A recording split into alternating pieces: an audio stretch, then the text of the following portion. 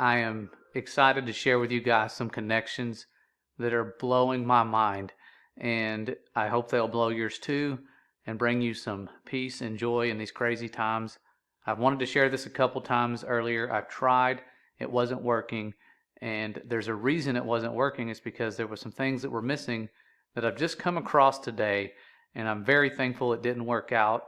I don't care how much time I spent trying to make it work. I'm thankful it didn't work out. And I'm going to go through this kind of fast. And so feel free to pause it, look back in the Word, check this out for yourself, do your own studies. This is nothing that I've came across because I'm just wise and I'm seeing it. My wife was the one who this was originally being revealed to, and that we have just worked together, and from there it's grown. It's been a little while, it's been several months since she did that.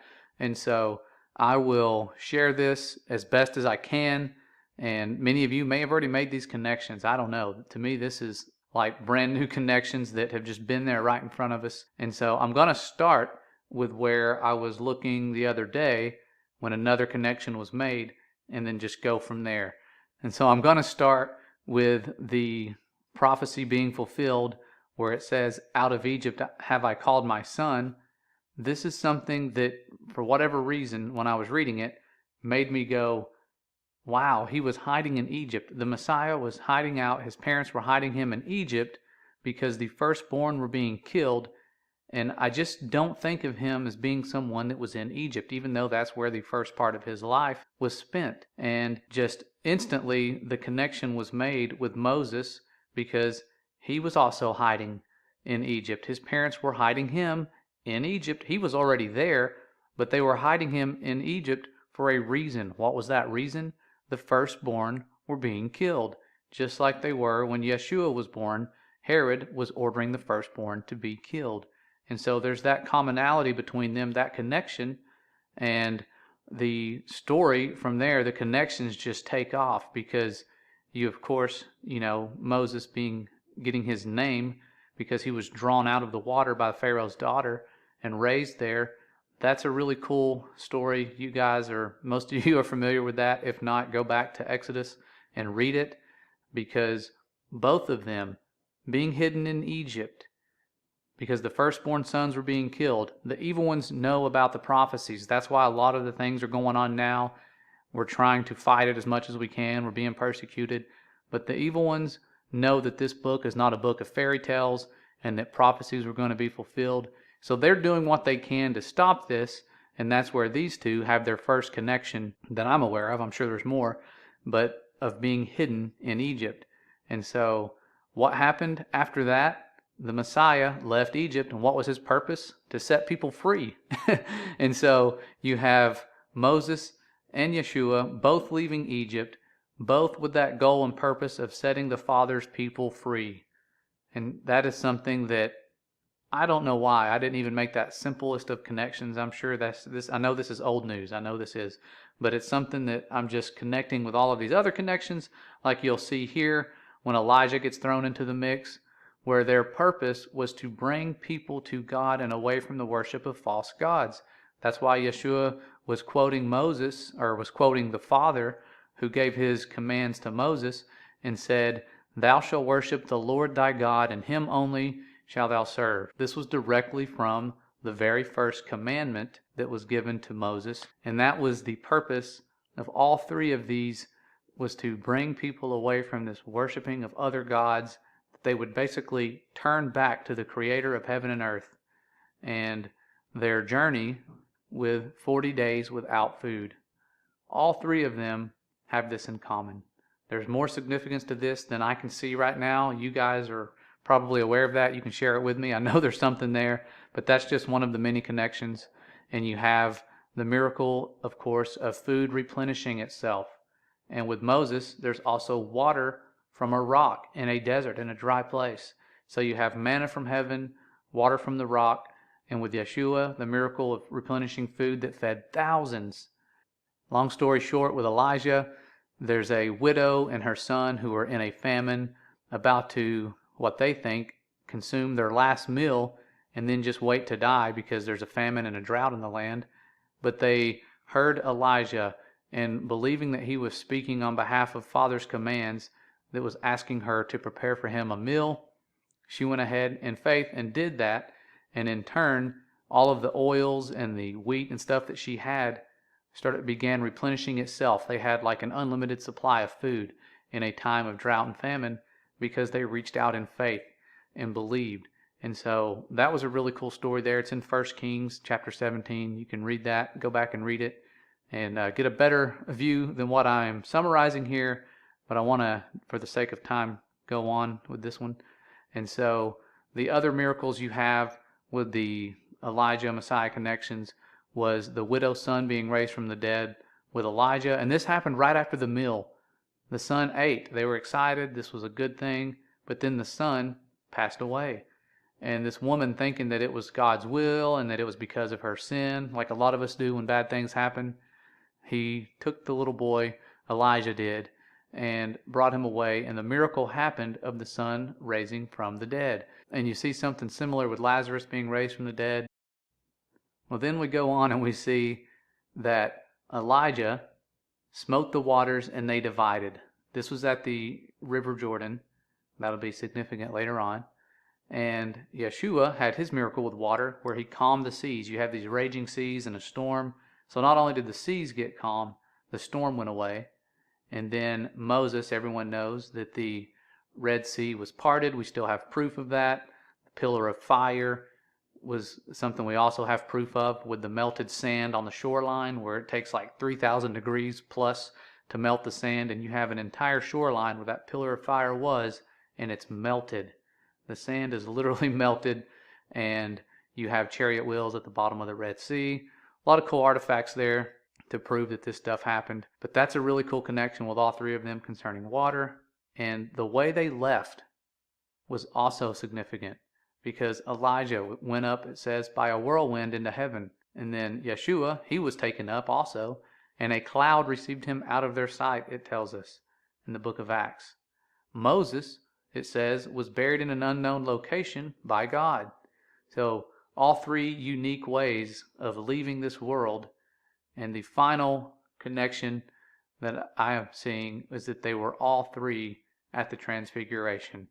And it's not a very lengthy scene. It was just a really short, quick thing. And at this Transfiguration, it says, and his face did shine as the sun, and his raiment was white as the light. And behold, there appeared unto them Moses, Elias, or Elijah, talking with him.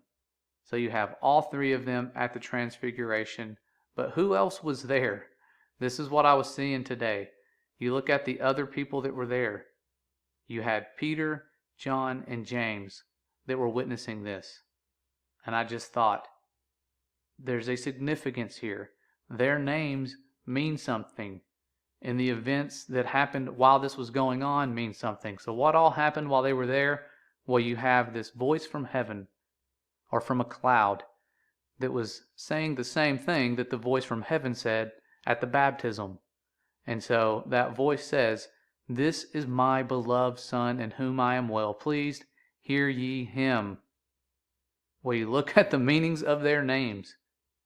Simon was what Peter's name was before it became Peter. And so Simon means listen or hearing. Peter's name means rock. And where this is significant, you listen to what Yeshua said when he said, upon this rock I will build my church. What was this rock that he was talking about? This rock was the answer to the question he asked them when he said, who do you say that I am? Peter said, you are the Son of God. That was the rock that he said he would build his church. And so if you listen to the rock, which was the rock he would build the church on, him being the Son of God, that lines up with it saying here, hear ye him. So listen or hearing the rock, which is the Son of God, Yahuwah's gracious, my gift, or supplanter. And the word supplanter means to take the place of someone else. Yahuwah delivers or saves his people. And Elijah means Yahuwah is my God. And Moses means to draw out. Literally drawing out his people, delivering us with his gift that took all of our places. This is just something that was golly, I get emotional reading this. This is so cool that those 6 people at the Transfiguration, their names mean something, and the words that was spoken from the cloud, "This is my beloved Son, in whom I am well pleased. Hear ye him." It's all connected. The Father's foreknowledge, His wisdom, this plan, you being here, is all for a reason. I know this is a lot to take in, but you can look at this yourself. There is something to this. I know I don't have it perfectly. I'm just so excited. I want to share it right now. And there's more to this. It's about to get even deeper. So brace yourselves. The next avenue that I was taken down today has to do with the baptism. The location of the baptism was at the River Jordan. And this is where, again, that voice spoke, "This is my beloved Son, in whom I am well pleased." Who was at this event? Of course, you had the Pharisees onlooking this event, but the only 2 names it gave were John and Yeshua. The meaning of these names, when combined, is Yahuwah, gracious, delivers his people. As if this isn't interesting enough, most of you know that many scholars look at John the Baptist as being the fulfillment of that prophecy about Elijah, coming in the spirit and power of Elijah. You've heard those words before, and that's where we go to the River Jordan. Who else was at the River Jordan with miracles happening? Elijah and Elijah. And it says, "And they 2 stood by Jordan. And Elijah took his mantle and wrapped it together and smote the waters, and they were divided hither and thither, so that they 2 went over on dry ground." When you take these 4 people and put their names in order, chronologically, because Elijah came back when that blessing and that spirit and power from the Holy Spirit was passed on to him after Elijah left, he too smote the waters, and they were divided. And he walked back on dry land. So when you put all 4 of those names together, you have Yahuwah is my God. Yahuwah is salvation. Yahuwah, gracious, delivers his people. Doesn't get more beautiful than that. The truth in the names of these people, they were named that for a reason. And I just wanted to share these connections with you guys because I'm literally just like blown away. It's hard to even contain my excitement when seeing things like this, that there's more to these connections than meets the eye. The word is interconnected, and the prophecies we're seeing fulfilled are starting to make sense because we are seeing those connections. I would love to go on and keep sharing about this, so I will because I saw something else, and I'll let you know. This is the last thing, I think. There could be more. I don't know. I'm going to try to wrap this up and share the last thing that I was seeing, and it has to do with that rod and that staff. You guys know the story, how when Moses laid down his rod because he was told to by the Father to cast it onto the ground, and what happened? It turned into a serpent. What did Moses do? He fled from before it. He ran away. He was scared. Most of us seeing a snake appear would be terrified. So Moses was terrified. He fled, but he had to have faith. He couldn't just sit there and be scared, walk away, and the story ends. He had to have faith. The Father told him, "Put forth thine hand and take it by the tail." And he put forth his hand and he caught it, and it became a rod in his hand. How many of you would reach down and grab a serpent? Not many of us. But if the Father tells you to do it, you have to do it. And so he did that. That was a really big part of his journey. But later on, this whole serpent narrative would change a little bit. You have people that are turning against God, people that have already been set free, that have seen the Red Sea parted, losing faith, losing trust, turning against God, speaking against him and against Moses. And so serpents were sent in. People were getting bitten, and there was no antivenom. They were dying. They needed help. So what did they do? They said, "We were wrong. We sinned. We need help. Moses, talk to the Father on our behalf." So he does. And God instructs him, "Make a fiery serpent and set it upon a pole, and it shall come to pass that every one that is bitten, when he looketh upon it, shall live." So Moses did what he was told. To me, this story really didn't make a whole lot of sense. Why a brass serpent? What's going on there? And he put it on the pole. Well, what happened? People looked up, they saw this, and they lived. They had faith in the Father that if they followed his commands, they would live. And so the ones that turned back to God, they did live. It wasn't some magic spell or magic power with this snake. It was about faith and trust, knowing that Moses was doing the Father's will, and that if they looked up and did as he had instructed them, that they would live. And so Yeshua, quoting Moses in John chapter 3, he says, "And as Moses lifted up the serpent in the wilderness, even so must the Son of Man be lifted up, that so whoever believeth in him should not perish but have eternal life. For God so loved the world that he gave his only begotten Son, that whosoever believeth in him should not perish but have everlasting life." That word perish is important. It will separate your understanding from the false teachings of this world about what happens to the unbelievers, and understand really how the Father's grace works. Now, that verse is really famous, John 3:16. What's right before it about that serpent should be equally famous. It's not. I think we all kind of skip over that because we like the part that talks about us getting saved, and we don't see the rest of that. But that serpent on the pole and what that meant about looking up, or the Son of Man being lifted up, made a lot of sense to me, but it makes more sense when you see Revelation, where it says, "And unto the angel of the church in Thyatira write these things, saith the Son of God, who hath his eyes like unto a flame of fire, and his feet are like fine brass." Thinking about that serpent of brass, a fiery serpent, here is the Son of God being talked about in Revelation as having eyes like a flame or fire and feet like fine brass. So the connections just keep going on. And again, it has to do with that faith and that trust of looking up that the Father has sent someone to show us the way, a way that no man before could ever do perfectly. So we only have one example of that. And that's the example we have to look at when we go through life, when we have fear, when we have doubt. And we have to have that trust to pick up that serpent if we're told to do so. We're told to be wise as serpents. There's a reason for that.